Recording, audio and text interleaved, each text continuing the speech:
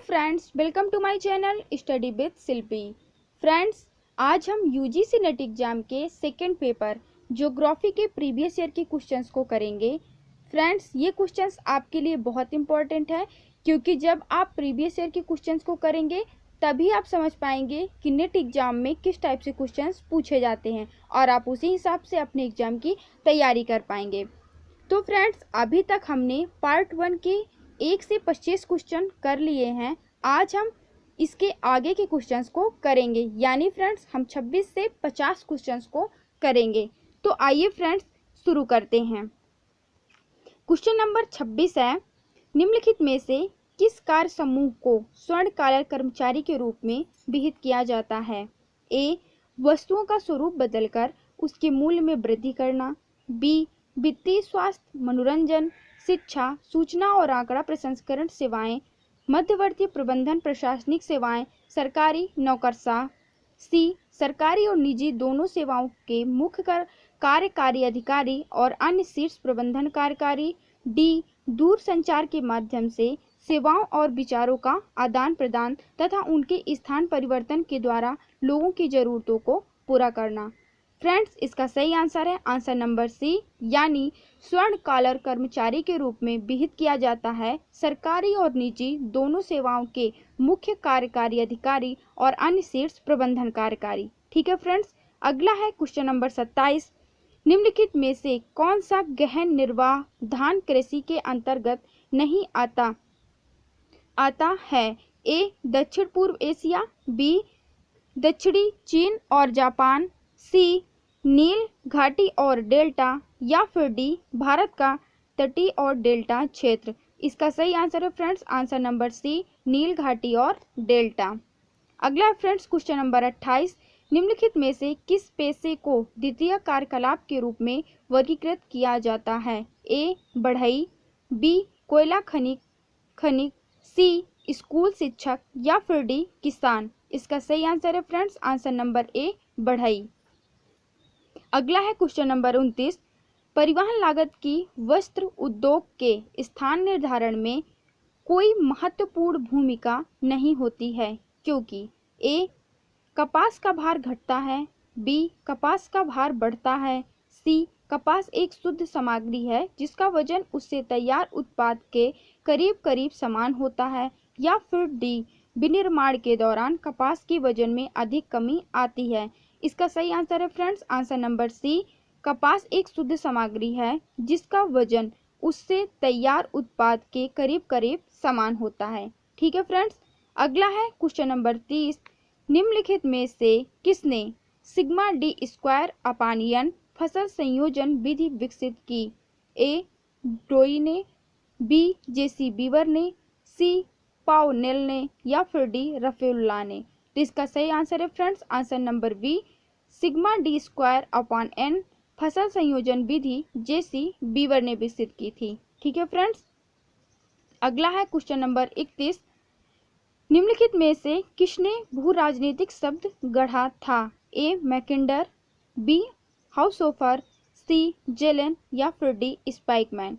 इसका सही आंसर है friends answer number C, Kjellen. और ये क्वेश्चन फ्रेंड्स कई बार नेट एग्जाम में पूछा जा चुका है, कई बार पूछा गया है, तो आप इसको याद कर लीजिए और ध्यान रखिएगा। ठीक है फ्रेंड्स, अगला है क्वेश्चन नंबर 32, निम्नलिखित में से कौन सा कथन किसी राष्ट्र के बारे में सही नहीं है? ए, इसके पास हमेशा एक सामाजिक अथवा सांस्कृतिक आधार होता है। बी, इसके पास एक प्रादेशिक आधार होता है। या फिर सी, यह आंतरिक संप्रभुता का दावा करता है। या फिर डी, यह बाह्य संबंधों में संप्रभुता का दावा करता है। इसका सही आंसर है फ्रेंड्स आंसर नंबर ए, इसके पास हमेशा एक सामाजिक अथवा सांस्कृतिक आधार होता है। ठीक है फ्रेंड्स, अगला है क्वेश्चन नंबर 33, मनुष्य की नस्ल को वर्गीकृत करने हेतु प्रयोग में लाए जाने वाले शीर्ष सूचकांक को निम्नलिखित में से किस रूप में परिकलित किया जाता है? ए, नाक की लंबाई और चौड़ाई के बीच अनुपात। बी, सिर के चिपटेपन और लंबाई के बीच अनुपात। सी, सिर की चौड़ाई और लंबाई के बीच अनुपात। या फिर डी, सिर की लंबाई और शरीर के वजन के बीच अनुपात। तो इसका सही आंसर है फ्रेंड्स आंसर नंबर सी, सिर की चौड़ाई और लंबाई के बीच अनुपात।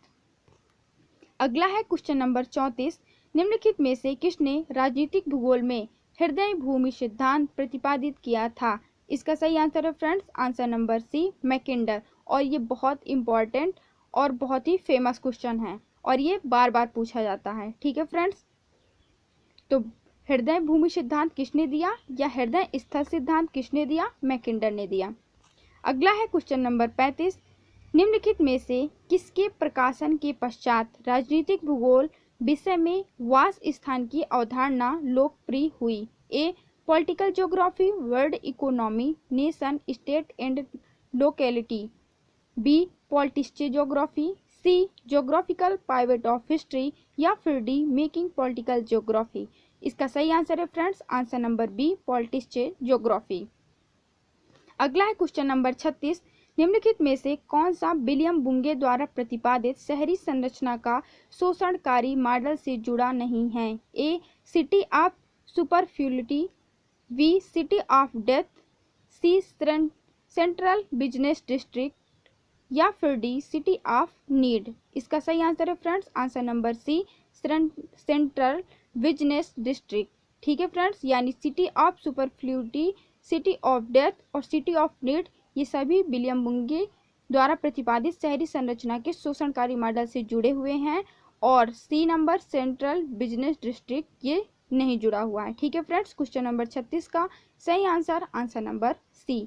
अगला है क्वेश्चन नंबर 37, निम्नलिखित में से किसने क्षेत्रीय आयोजन की परिभाषा दी कि क्षेत्रीय आयोजन ऊपरी शहरी क्षेत्र में गतिविधियों के क्रम में सामाजिक उद्देश्यों का तैयार और वर्गीकृत करने की प्रक्रिया है? A Charles L Leven. B Antoni Kuklinski. C H W Richardson. या फिर डी जॉन फ्राइडमैन। इसका सही आंसर है friends answer number D, John Friedman.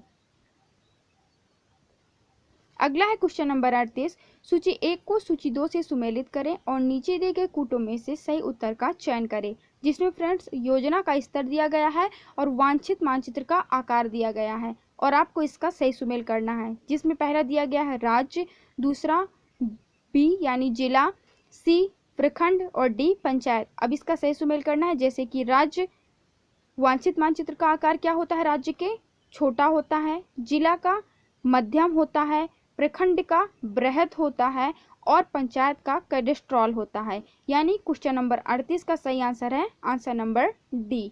ठीक है फ्रेंड्स, अगला है क्वेश्चन नंबर 39, निम्नलिखित में से कौन सा क्षेत्र दामोदर घाटी क्षेत्र का हिस्सा नहीं है? ए पश्चिम बंगाल का डेल्टा मैदान। बी पद्मा नदी का डेल्टा मैदान। सी छोटा नागपुर का पठार। या फिर डी पलामू का पठार। तो इसका सही आंसर है friends answer number B, Padma नदी का डेल्टा मैदान। ओके फ्रेंड्स, अगला है क्वेश्चन नंबर 40, निम्नलिखित में से किस लेखक ने कहा था कि विद्यमान वर्गीय, सेक्टोरल और विभागीय योजनाओं की सिर्फ एक साथ ला देने से स्वतः कोई समेकित योजना तैयार नहीं हो जाती है? कोई योजना समेकित तभी बनती है जब योजना के क्षेत्र में बैकवर्ड लिंकेजेस और फॉरवर्ड लिंकेजेस को पूर्ण रूपेण विश्लेषित और इंटरलिंक्ड किया जाए। ये किसने कहा था friends? A S N Bhattacharya. B R P Mishra. C L K Sen. या फिर डी एम एल दंतवाला। तो फ्रेंड्स इसका सही आंसर है answer number D, M L Dantwala ने कहा था। ठीक है फ्रेंड्स, अगला है क्वेश्चन नंबर 41, नीचे दो कथन दिए गए हैं, एक को अभिकथन ए और दूसरे को कारण आर के रूप में दिया गया है। नीचे दिए गए कूटों में से सही उत्तर चुनिए। अभिकथन ए है 2001 से 2011 के दौरान बिहार की जनसंख्या वृद्धि दर उत्तर प्रदेश की जनसंख्या वृद्धि दर से अधिक थी। कारण आर, किसी स्थान की जनसंख्या वृद्धि दर वहां की जन्म दर में से मृत्यु दर को घटाकर प्राप्त किया जाता है। इसका सही आंसर है फ्रेंड्स आंसर नंबर सी, यानी कि ए सही है। 2001 और 2011 के दौरान बिहार की जनसंख्या वृद्धि दर उत्तर प्रदेश की जनसंख्या वृद्धि दर से अधिक थी, ये सही है। लेकिन ये कारण आर किसी स्थान की जनसंख्या वृद्धि दर वहाँ की जन्म दर में से मृत्यु दर को घटाकर प्राप्त किया जाता है। ये वाक्य क्या है? गलत है। यानी इसका सही आंसर है आंसर नंबर सी, ए सही है परंतु आर गलत है। अगला है क्वेश्चन नंबर 42। वर्ष 2001 की जनगणना और वर्ष 2011 की जनगणना के बीच भारत की जनसंख्या का 10 की वृद्धि दर रहा। ए 16.64%, बी 17.64%, सी 18.64% या फिर डी 19.64%। तो इसका सही आंसर है friends answer number B 17.64%। Okay friends, अगला है क्वेश्चन नंबर 43। निम्नलिखित में से कौन सा दर्रा अरुणाचल प्रदेश को तिब्बत के साथ जोड़ता है? ए बनिहाल दर्रा, बी चंगला दर्रा, सी बोमडीला दर्रा या फिर डी अघिल दर्रा। इसका सही आंसर है friends answer number C Bomdila दर्रा। अगला है क्वेश्चन नंबर 44। भारत के निम्नलिखित में से किस राज्य में टीक के अधिकतम वन पाए जाते हैं? ए मध्य प्रदेश, बी बिहार, सी उत्तर प्रदेश या फिर डी कर्नाटक। इसका सही आंसर है friends answer number A Madhya Pradesh में। अगला है क्वेश्चन नंबर 45। किन स्थानों से होकर भारत का राष्ट्रीय राजमार्ग नंबर 48 गुजरता है? ए पुणे बेंगलुरु चेन्नई, बी पुणे गोवा कोयम्बटूर, सी आगरा भोपाल मुंबई या फिर डी पुणे सूरत अहमदाबाद। तो इसका सही आंसर है आंसर नंबर डी पुणे सूरत और अहमदाबाद से होकर राष्ट्रीय राजमार्ग नंबर 48 गुजरता है। ठीक है फ्रेंड्स, अगला है क्वेश्चन नंबर 46। समान बंटन में ऊपरी चरम सीमा को मापने हेतु निम्नलिखित में से पद का प्रयोग किया जाता है? ए विषम, बी मेसोकोटिक, सी लेप्टोकोटिक, डी प्लेटिकोटिक।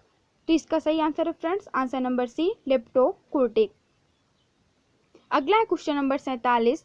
निम्नलिखित रेखा प्रतीकों पर विचार करें।